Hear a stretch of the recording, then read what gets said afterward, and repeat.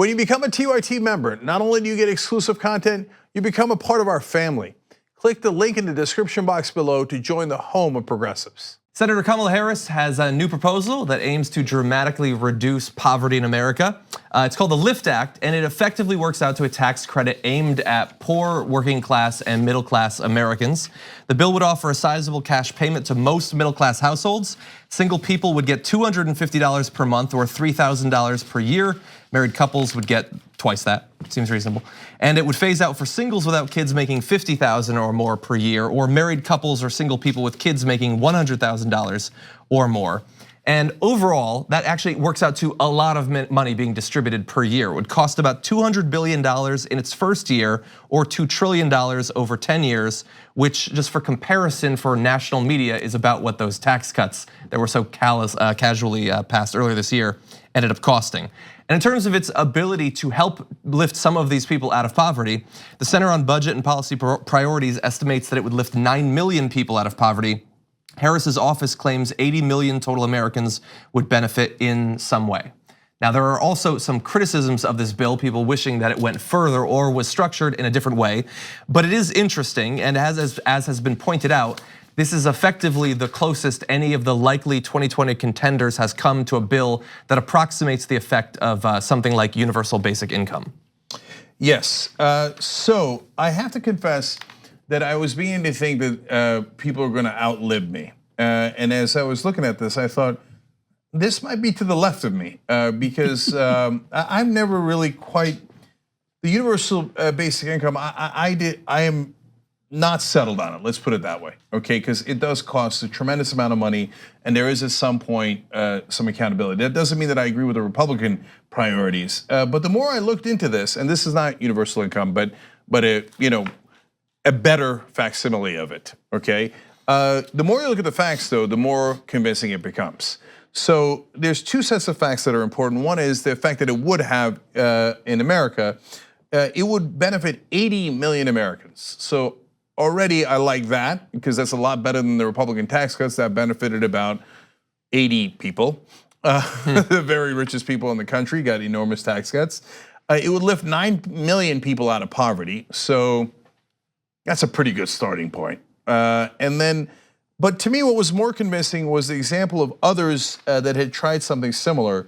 A recent randomized trial conducted in New York City found that increasing what is very similar, the earned income tax credit, to $2,000 for single people substantially reduced deep poverty and encouraged employment. So now if we're increasing employment and we're lifting people out of poverty, and all you gotta do is replace the Republican tax cuts, well, all right, then I'm in.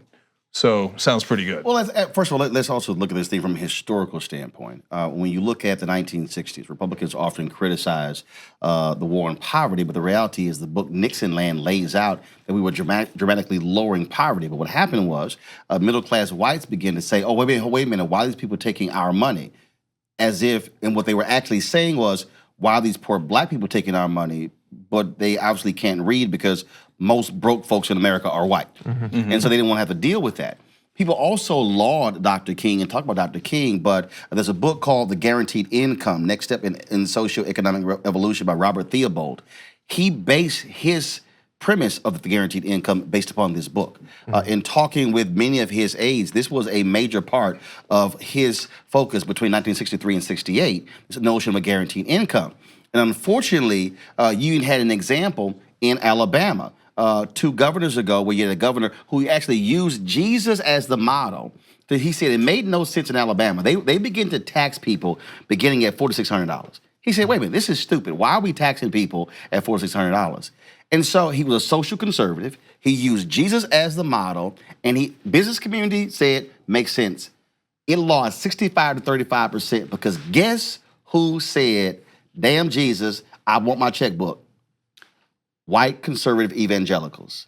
No, of course. They voted it down, and he was beloved by them and used Jesus as the motto. They said, no, we don't care. And so that's part of the problem I think you have here when you have all these white conservative evangelicals who say they love Jesus. Well, they love Benjamins more than they love Jesus. Yeah, and Well, it is, I mean, unless you have a point, the criticisms, which might maybe reassure some of those conservatives in this. So one of the major criticisms of this plan is, whereas a universal basic income is a check that is given to a person, this is a tax credit, which means that to earn the $3,000 in less taxes, you have to pay $3,000 in taxes effectively, or at least earn $3,000, which means that if you don't earn any money, and there are a significant number of Americans that for a number of different reasons, including disability, literally can't work and thus earn nothing, this program, the way it's set up right now, actually would not benefit them. But also not just disability. Part of the problem I think when those of us who make money, people go, oh, I don't understand what the big deal is.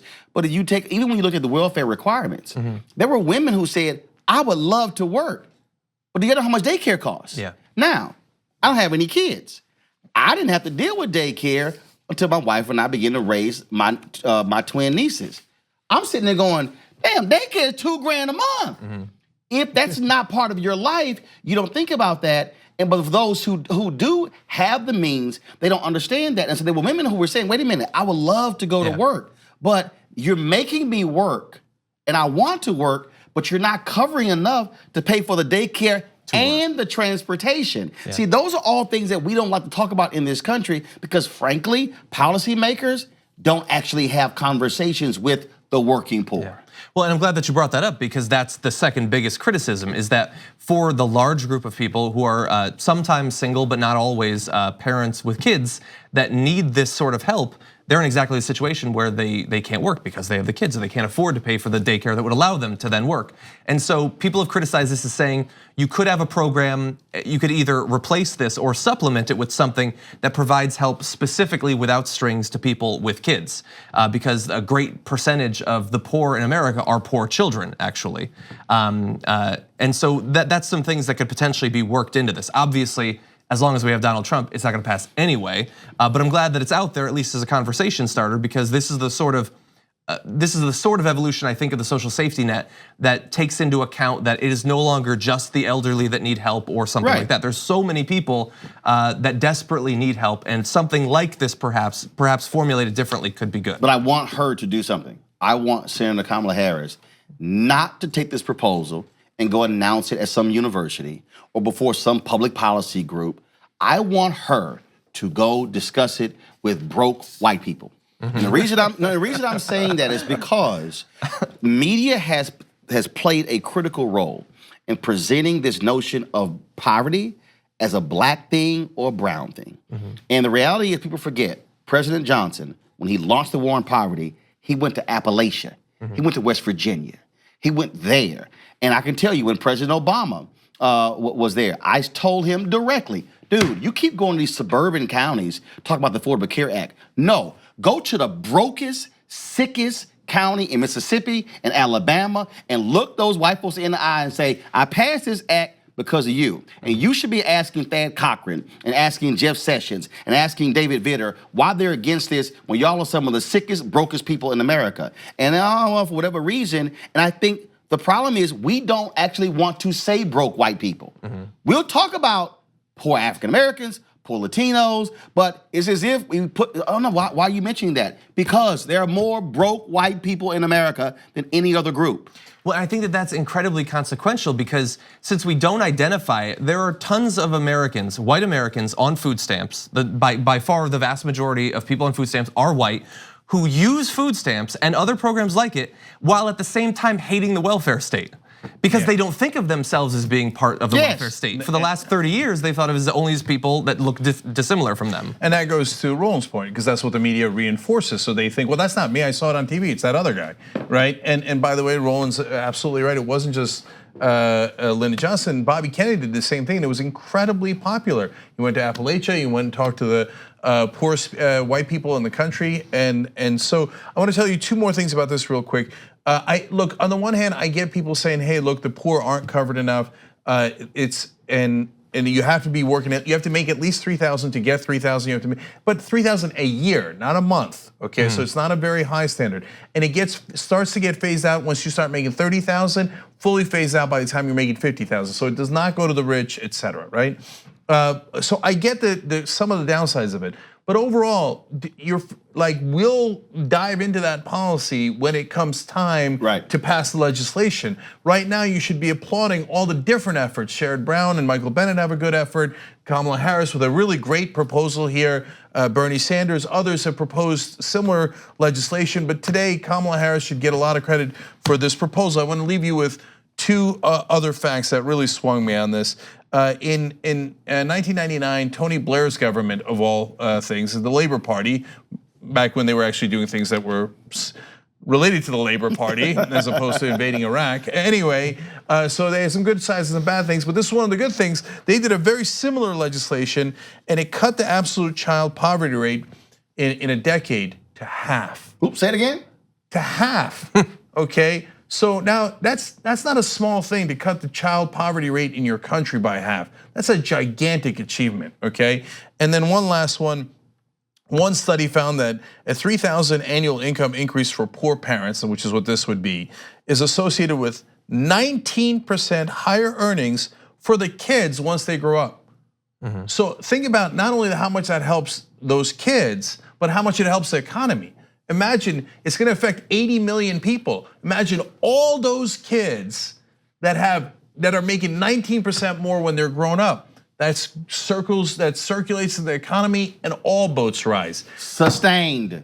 That's right. And this is how you do it. You don't do trickle down. I'll give it to the richest of the rich, and hope they build yachts with it, and one or two of you can build that yacht. No, you give it to 80 million people, and all their kids wind up doing much, much better as well as themselves, and all that money is put back into the economy immediately and in the future. Yeah, but what if these people just park it in a bank account in the Cayman Islands? Good point. I hadn't thought about that. That would help the Cayman. Well, there goes that damn plan. There you go. On the go? Don't worry, we got you covered. You can still listen to TYT at our new podcast network. Find us on Apple Podcasts, the Google Play Store, or at tyt.com/podcast.